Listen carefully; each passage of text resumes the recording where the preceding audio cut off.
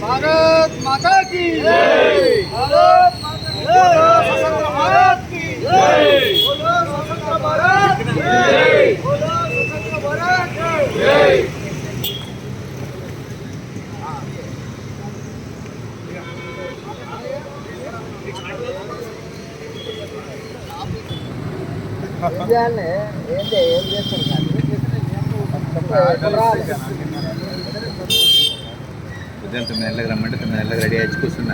ఎండ మామూలే చెప్తారు.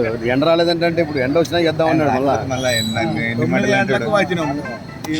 కాదు హలో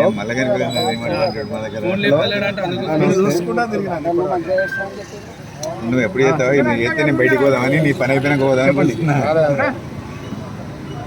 ఇవాళ హాలిడే, రేపు రేపు పంపిస్తాను. ఏం కాదు ఒకసారి రేపు చూస్తాం. ఇప్పుడు ఏమన్నా రాగలిగితే కొట్టు, మొక్కి కొట్టు మంచిగా.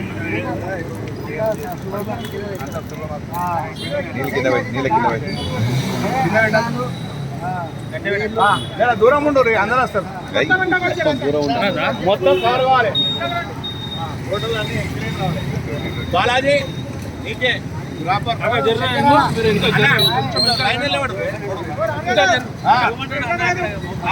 Long distance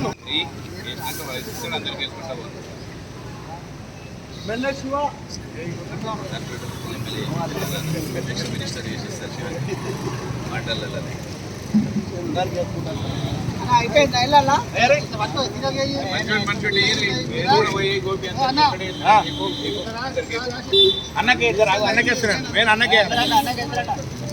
అన్నకేస్తాను. మీరు ఏపు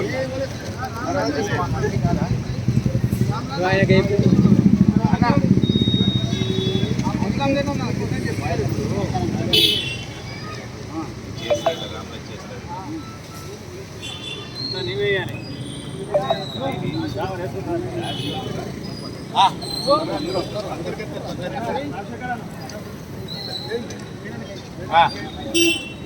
మహేష్ గారు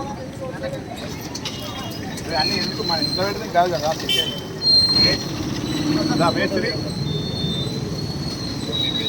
మురళి మేస్త్రి అన్న మేస్త్రి.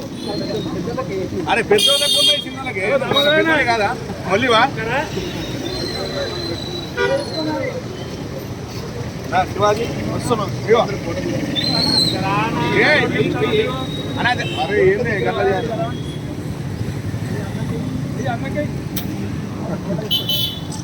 గల్ల ఫోటో కదా. ఒక్క నిమిషం శివ యాదవ్లే వేసుకుంటాడు. మనం వేసుకోవచ్చు, యాదవ్లే కావాలంటే అని తెలుసున్నా. అందరు నిలబడండి ఒకసారి.